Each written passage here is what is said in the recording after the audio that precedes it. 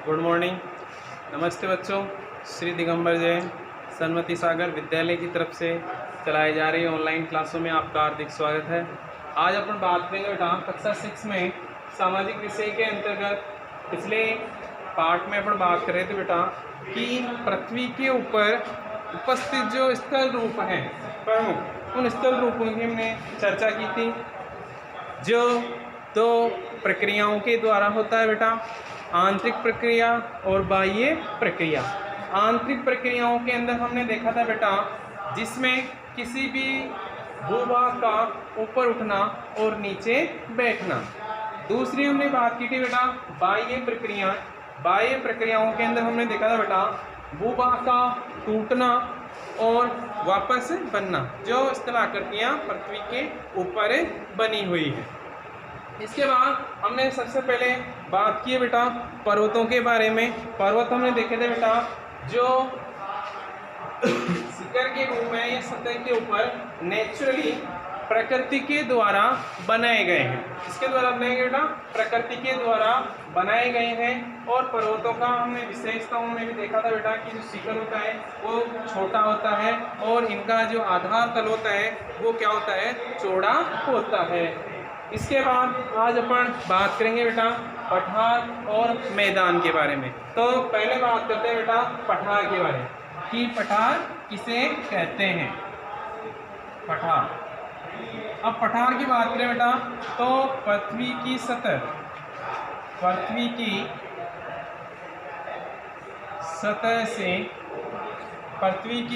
सतह से उठी हुई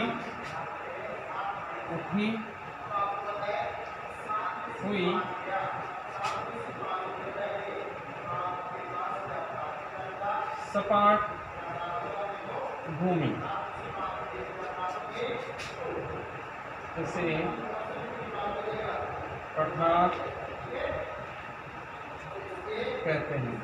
किसे कहेंगे बेटा, पृथ्वी की सतह से उठी हुई सपाट भूमि को ही हम क्या कहते हैं बेटा, पठार कहते हैं। अब पठार के अंदर अगर अपन बात करें बेटा तो पठार के आसपास के जो क्षेत्र होते हैं वो उनसे अधिक ऊंचा होता है। आसपास के क्षेत्रों से, आसपास के क्षेत्रों से अधिक ऊंचा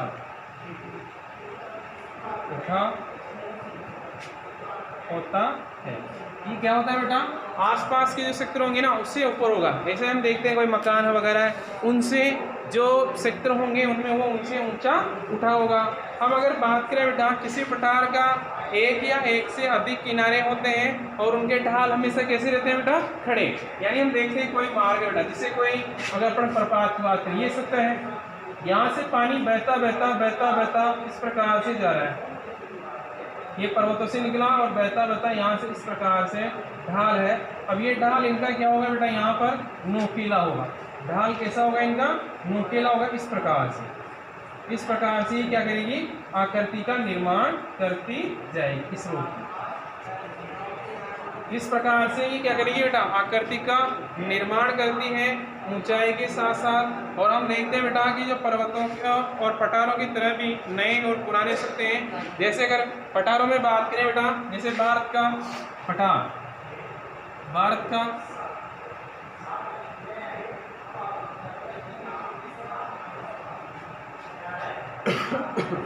दक्कन का पठार,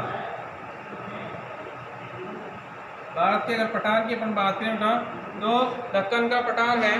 इस दक्कन के पठार की अगर अपन बात करें तो लगभग एक से अनेकों 100 मीटर या उससे अधिक ऊंचाई तक हो सकते हैं। और अधिकतर पठारों में अगर अपन बात करें बेटा विश्व के अंदर जो सबसे ऊंचे पठार की अगर अपन बात करें, विश्व का सबसे ऊंचा पठार, अगर सबसे ऊंचे की बात करें बेटा तो इसमें कौन सा पठार आ जाएगा, तिब्बत का पठार। तिब्बत का पठार। और लगभग इसकी जो ऊंचाई है बेटा, वो ऊंचाई आपको देखने को मिलेगी 4000 से 6000 मीटर। 4000 से 6000 मीटर तक की इसकी क्या होगी बेटा, ऊंचाई होगी। और साथ ही, और ये ऊंचाई हमेशा ध्यान रखना बेटा समुद्र तल से होती है। जो ऊंचाई मापी जाती है वो मापी जाती है समुद्र तल से। ये थोड़ा आप ध्यान रखना, जिसकी ऊंचाई मापी जाती है ना बेटा, वो कहाँ से मापी जाती है, समुद्र तल से। लगभग 4000 से 6000 मीटर ऊंचाई पर ये आपको मिलेंगे। साथ ही अगर बात करें बेटा, क्योंकि पठार हमारे जीवन में बहुत ही महत्वपूर्ण है, तो पठार के उपयोग की बात करें।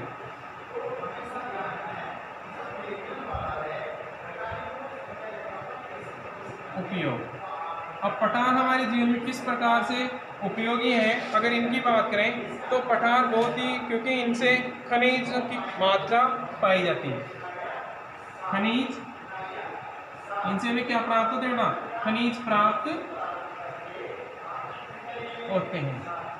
क्या प्राप्त होते हैं बेटा, तो एक इनकी विशेषता भी है कि इनसे हमारे खनिज प्राप्त होते हैं। और इसके साथ अगर अपन बात करें बेटा, बहुत से खनन क्षेत्र जो पठारी भागों में स्थित है, जैसे अफ्रीका की बात करें, अफ्रीका जो महाद्वीप है, इस अफ्रीका में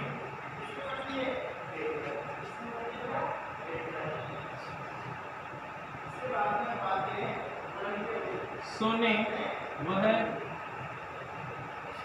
हीरे की क्या है बेटा, खानें पाई जाती है। क्या पाई जाती है बेटा, इसमें हीरे की खानें पाई जाती है। कहाँ पर, अफ्रीका महाद्वीप के अंतर्गत। और वो किनके द्वारा निकलती है बेटा, पठारों के द्वारा। तो ये भी इसकी विशेषता हो जाएगी बेटा। और अगर अपन बात करें भारत में, तो भारत के अंदर भी छोटा नागपुर का पठार, भारत के अंदर विशेषताओं में बात करें बेटा, तो भारत के अंदर छोटा नागपुर का जो पठार है, भारत में छोटा नागपुर का पठार, जहाँ से मैं अगर खनिज की बात करें बेटा, तो खनिज के अंतर्गत इसमें लोहा, कोयला और मैग्नीज, लोहा,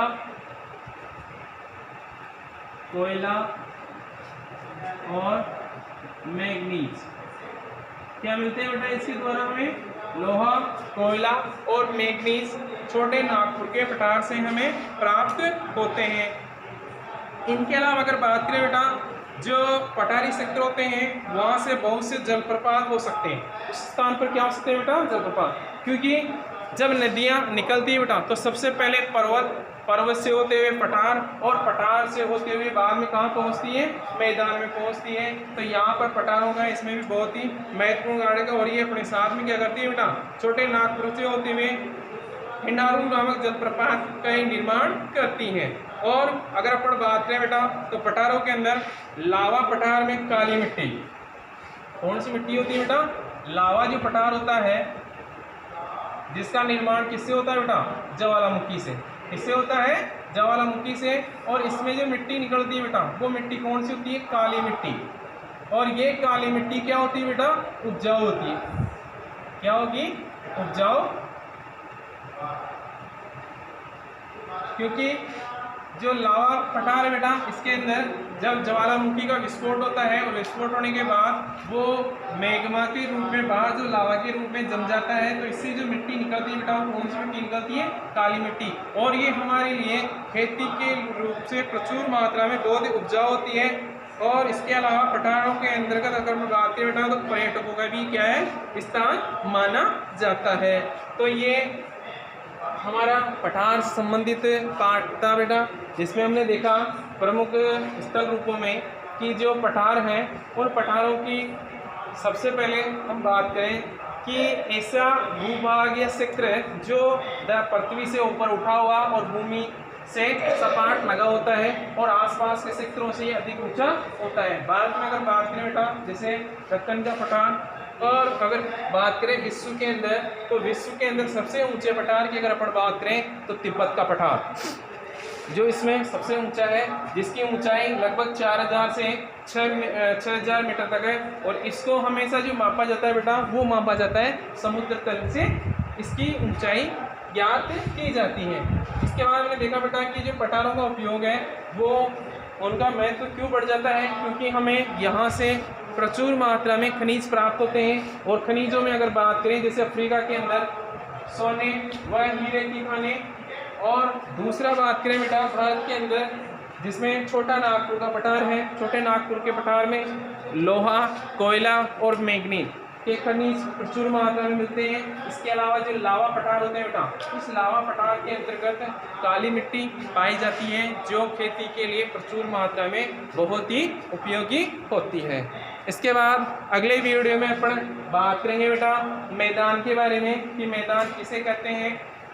मैदान से तात्पर्य अगर अपन बात करें बेटा, जो समतल भूमि का एक बहुत ही बड़ा भाग होता है, और समुद्र तल से अगर अपन बात करें लगभग 200 मीटर की ऊंचाई पर ये क्या होता है, स्थित होता है। और इसका जो बहुत ही बड़ा भाग क्षेत्र फैला होता है। और सामान्यतः हम देखते हैं कि काफ़ी मैदान समतल होते हैं, कहीं पर कोई अलिंगित रुद्ध होते हैं, जहाँ पर क्योंकि नदियाँ उनके रूप का निर्माण करती है वो अलग रूप से होती है, जो अपराधित पदार्थों को अपने साथ आगे की ओर ले जाती है और साथ ही दूर देने का काम भी करती है। इसमें हमने देखे हैं बेटा कि नदियाँ पर्वतों से होते हैं, पठार से होते हुए मैदानों में, और जब वो मैदानों में पहुँचती है बेटा तो अपने साथ में कंकर पत्थर, बजरी, मिट्टी साथ में आगे की ओर बहाते हुए घाटियों में निक्षेपित कर देती है, निक्षेपण कर देती है। और सामान्यतः जो अगर मैदानों की बात करें बेटा तो ये बहुत ही उपजाऊ होते हैं, क्योंकि परिवहन के साधनों की अगर अपन बात करें तो यहाँ पर समतल होने के कारण हम आसानी से चला सकते हैं, क्योंकि पर्वतों और पठारों पे हमें आसानी से नहीं चला सकते। तो इसलिए इनका जो महत्व होता है वो भी क्या होता है बेटा, ज़्यादा होता है। और लोगों के लिए, मनुष्य के लिए जो रहने के सबसे उपयोगी स्थान है, और आपको सबसे ज़्यादा अगर जनसंख्या कहीं पर मिलेगी तो समतल भूमि होने के कारण उस क्षेत्र में, क्योंकि वहाँ पर उन लोगों को खेती और अपने कार्य करने के लिए आसान होगी। तो ये हमारा पृथ्वी के प्रमुख स्थल स्वरूपों का पार्ट है बेटा। अगले वीडियो में अपन बात करेंगे स्वरूपों के अंदर रहने वाले लोगों की और उनके जीवन के बारे में। धन्यवाद।